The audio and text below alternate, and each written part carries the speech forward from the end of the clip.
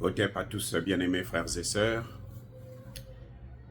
Je vous ai publié une vidéo à laquelle le général Oligui Nguema, président de la transition du Gabon,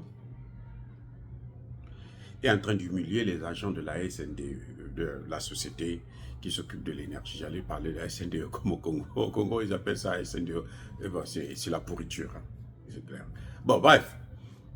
Monsieur Oligui Nguema est en train d'humilier les travailleurs, les fonctionnaires de l'État. Il leur fait des remarques en public. C'est vrai, écoutez, il ne faudrait pas que vous preniez mal ce que je suis en train de dire. C'est vrai qu'on a un problème de compétence. Ça, c'est clair et net. On a un problème de compétence. Parce que nous avons des cadres qui sont là, ils travaillent pendant 20 ans, 30 ans, parfois jusqu'à la retraite, ils n'ont jamais eu une seule formation. Eh oui, ils n'ont jamais eu de training. C'est-à-dire qu'ils vont et on essaie de revoir comment il faut fonctionner, quel est comment les nouvelles machines qui sont sorties dans le domaine, comment il faut les gérer, ainsi de suite. Ils n'ont jamais eu ça, les pauvres.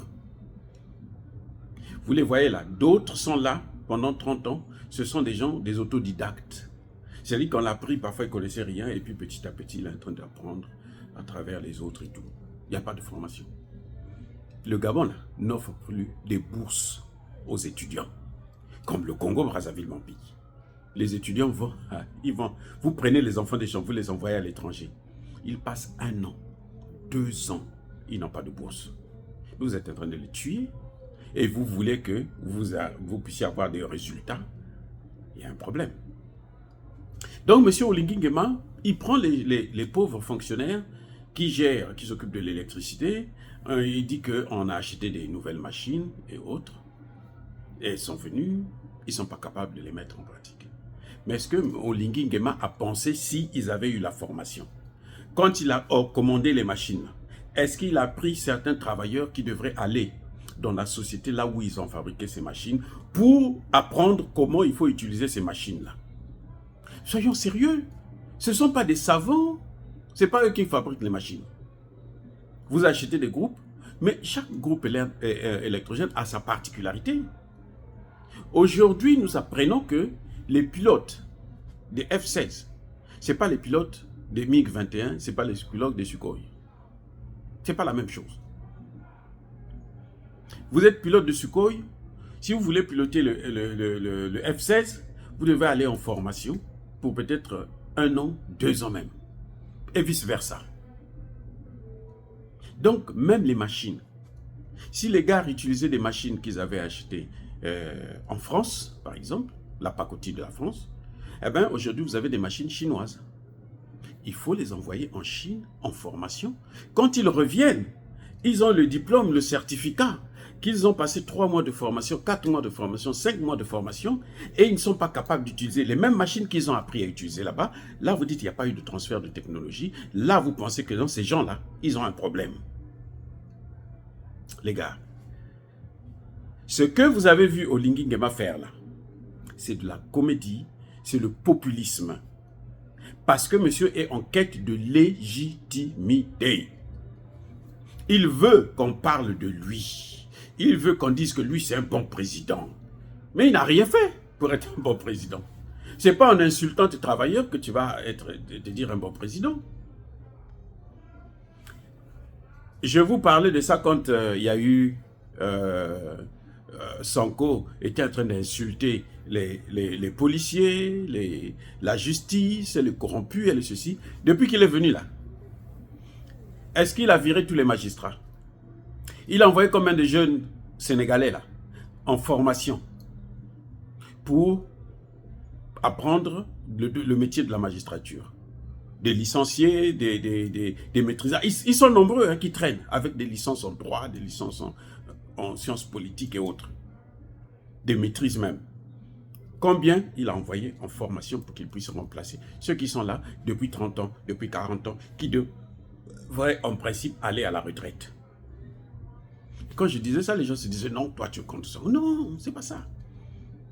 Moi, je trouve anormal de venir en public comme ça, dire que ces fonctionnaires-là ne sont pas compétents. Lui, c'est un général, non? C'est un général des armées.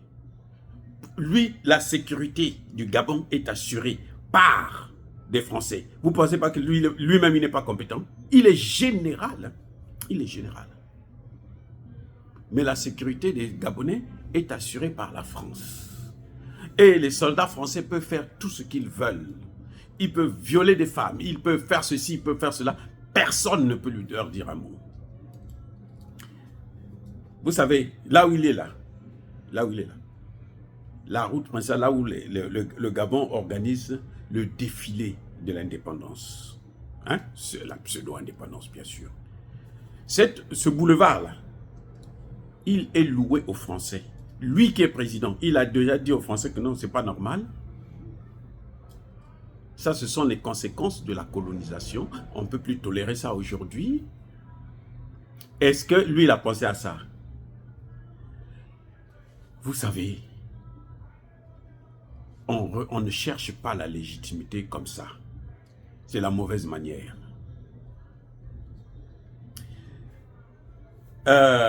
Nous avions eu un président au Congo-Brazzaville, Pascal Lissouba, un savant, hein, un grand biologiste, reconnu au niveau international.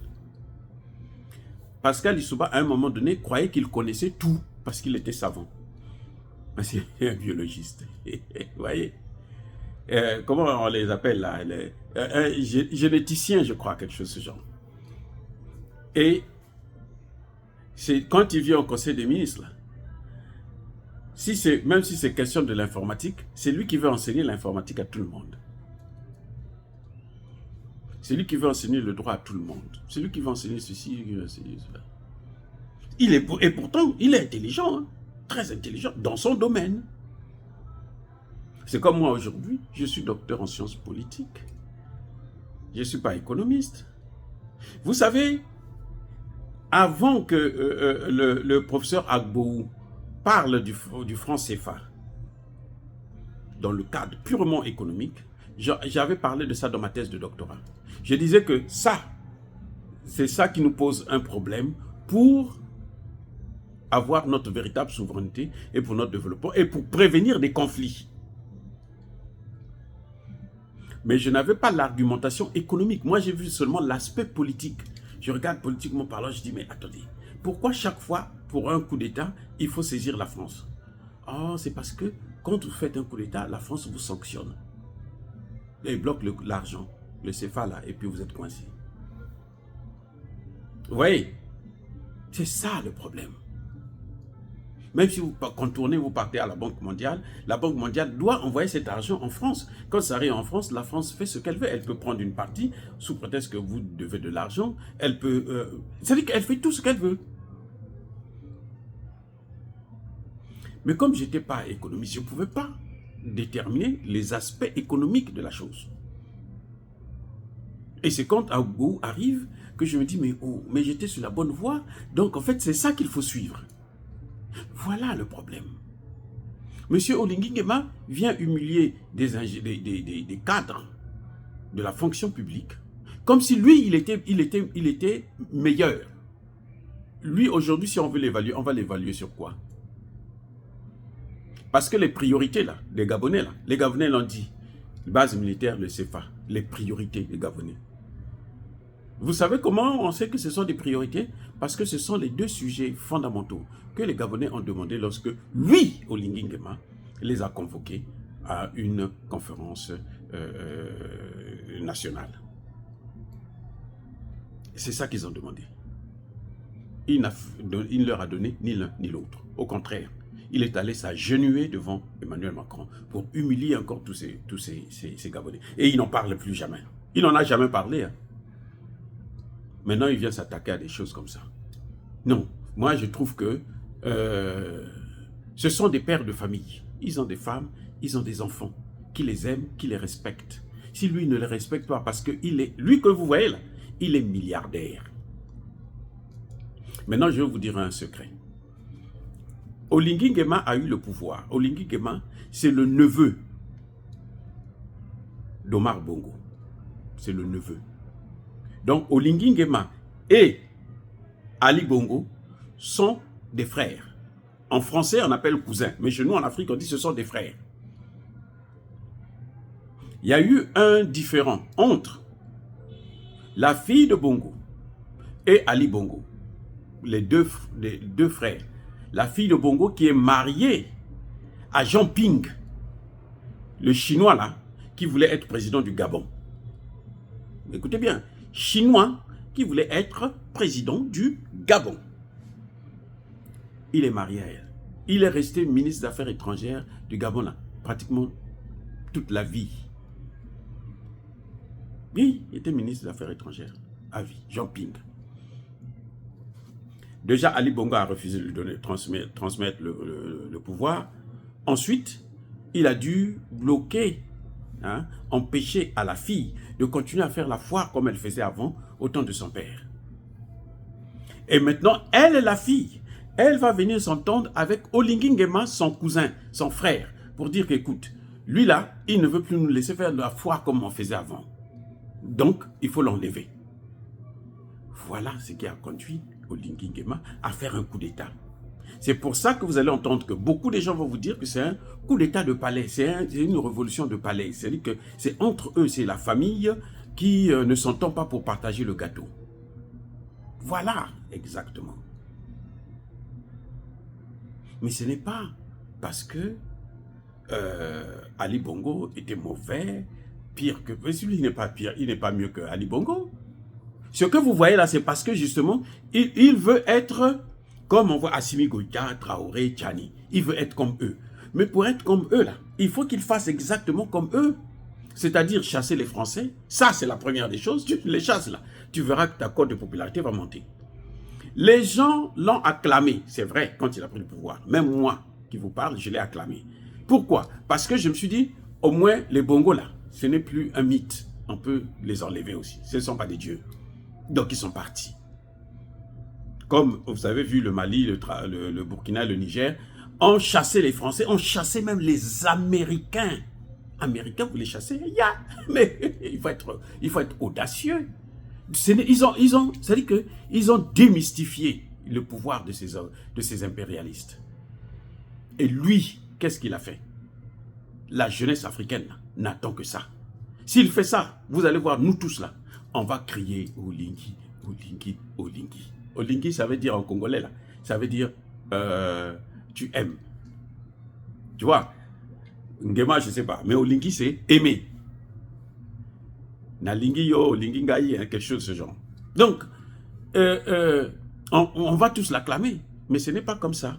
Ça là, ce que moi j'ai vu là, je suis triste, vraiment triste, de voir qu'il se rabaisse jusqu'à ce niveau.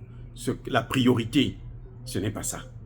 La priorité là, c'est d'abord le franc CFA, les bases militaires, tout ce que la France a occupé, a pris de force depuis la colonisation.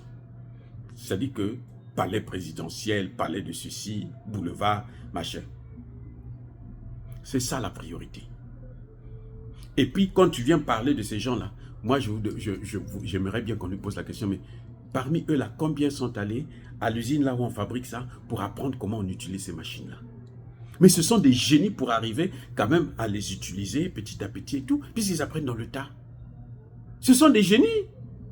Ils ne sont pas aussi bêtes que lui, Oligui Nguema, parce que lui devrait savoir que, eh ben, ces gens-là, ils n'ont pas eu de formation, donc il faut leur laisser plus de temps. Et puis tu n'as pas besoin de venir leur faire perdre toute leur dignité. Non, non. Il ne faut pas, ça veut dire que éviter d'encourager des bêtises comme ça là. Ça c'est une folie, c'est une folie, c'est le pouvoir qui est en train de la folie. Il veut être populaire et il veut être légitime. Mais ce qu'il est en train de faire là, c'est le populisme. Et ceux qui comprennent les enjeux vont lui poser de la question, mais oh, mais toi tu fais ça là, toi-même là, pourquoi toi tu es militaire, non? Ta sécurité à toi, c'est les Français qui l'assurent.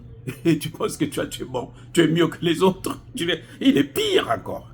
Il est pire, parce que lui il a même le pouvoir. S'il claque sur le monde de la main comme ça, les Français, ils sont partis. Il a le pouvoir. He have the power. Donc quand il parle là, il faut qu'ils obéissent.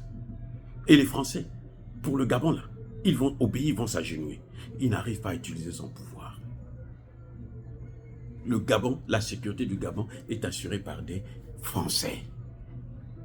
Sinon, à quoi ils servent? Pourquoi ils sont là-bas? Si Macron ne décide pas lui-même de les enlever, de réduire, comme il a décidé, il va réduire là, ils vont rester là à vie. Et ça change quoi? Quelle est la différence entre Omar Bongo, Ali Bongo et lui? Quelle est la différence? La même chose.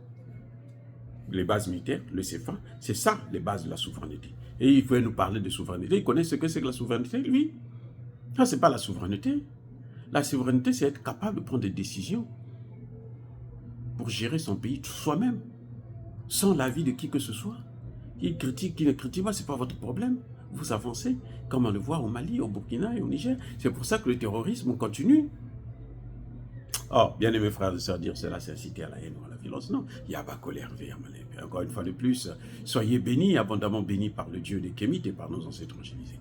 Mais que tous ceux qui persécutent le continent africain, le pillent et le déstabilisent, qu'ils soient noirs, blancs, chinois, arabes, juifs, indiens ou qui qu'ils soient punis, maudits, foudroyés, neutralisés, écrasés, effacés par le Dieu des Kémites et par nos ancêtres angélisés.